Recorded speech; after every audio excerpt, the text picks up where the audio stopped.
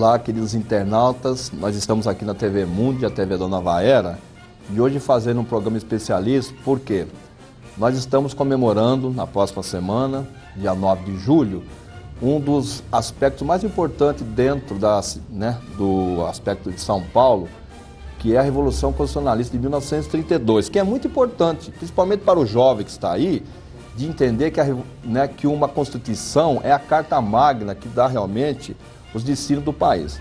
Então, coronel, voltando então lá agora, já na própria Revolução, São Paulo realmente ficou sozinho, porque foi criada essa estratégia que São Paulo realmente queria ser liberto, e ele realmente ficou aí.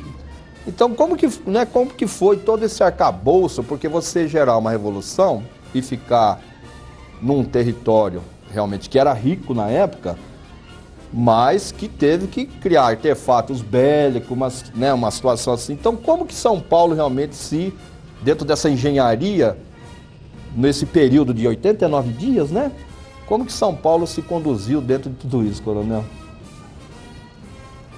Dado o golpe no 9 de julho, os meios de comunicação não eram os de hoje, eram precários.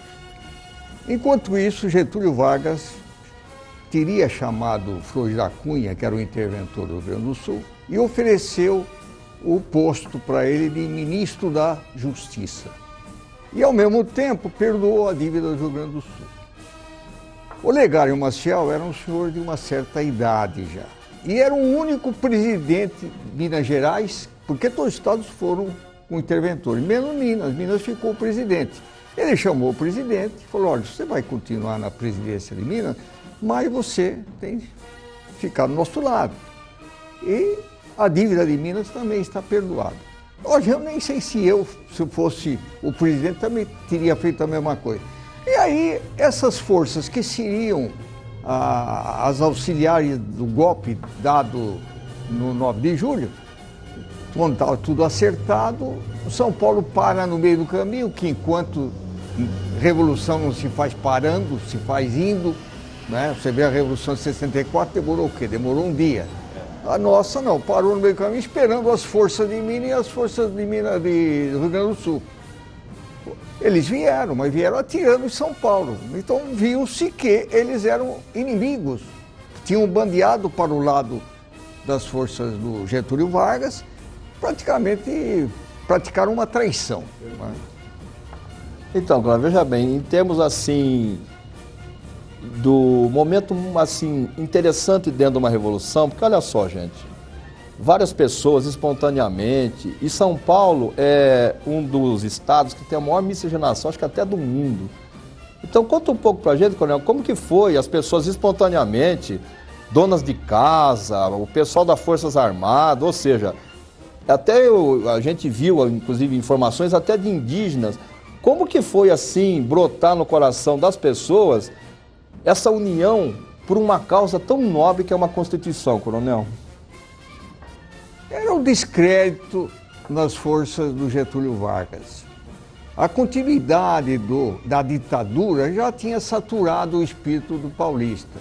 Então, as mulheres, eram 72 mil mulheres na época, você tinha 130 mil homens participando da Revolução. Você falou dos indígenas, também teve uma legião negra, com 3.500 pessoas de cor participando. Aí vem a Maria Soldado, que também é de cor.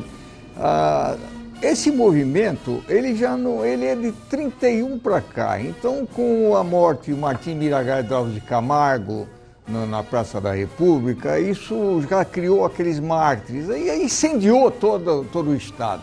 Aí todo mundo participou. As crianças, você vê desfiles de crianças fardadas com aquele dístico, se for preciso eu também vou, Você tem Aldo Chiorato, com 9 anos e 10 meses, morreu em Campinas, quer dizer, o Vermelhinho jogou uma granada e arrebentou como o coitado do menininho. Outros, o Dilermano dos Santos, que estava com 15 anos, o Oscar com 11. Então, crianças morreram também, mulheres também morreram, Outras praticaram atos de heroísmo de maneira até que consta da história, Maria Esquaçábia, Maria Soldado. Você tem aí um elenco de heróis que não foi é a única guerra cívica que você vê que é uma espontaneidade, ninguém queria ganhar dinheiro nisso. Né? Pelo que o coronel está falando, realmente isso é importante, porque era um ideal. Isso é importante, porque a gente hoje no Brasil, a gente tem que ter isso muito forte no nosso coração e nos nossos ideais, porque a gente tem muita coisa para realizar no nosso país, e isso é muito importante, porque o ideal, a força e realmente construir um país melhor era aquilo que movia realmente os paulistas, os paulistanos. Então, coronel, só para a gente fechar esse bloco, veja bem, é lógico que São Paulo, né, foi aniquilado, porque você lutar contra realmente um exército, na época de Getúlio, realmente bem preparado, mas qual que fica, assim, vamos dizer, para a gente finalizar esse bloco, a maior mensagem desse momento que São Paulo viveu, mesmo perdendo a Revolução? Olha, é a única derrota que saiu vitoriosa, porque o ideal de direito, ele naturalmente, você com a Constituinte instalada em 1933 e depois a Constituição de 16 de julho de 34, ele vem coroar todo esse esforço dos paulistas na Revolução. E o próprio Getúlio Vargas foi beneficiado, porque aí ele se torna o presidente de direito, né, já obedecendo a Carta Magna instituída em 34. Então você veja só, agora a única coisa é que São Paulo não lutou sozinho não, teve alguns focos em Rio Grande do Sul, no Pará, e Mato Grosso, Paraná, onde também as pessoas lutaram em prol da Constituinte, em prol da própria Constituição. Isso é um fato. Então eu vejo esse movimento de 32 como sendo de caráter nacional. Perfeito. Nós então vamos fechando aqui o nosso segundo bloco. Estamos conversando com o coronel Mário Ventura na Sociedade dos Veteranos de 1932, MMDC. É só um minutinho e nós já voltamos.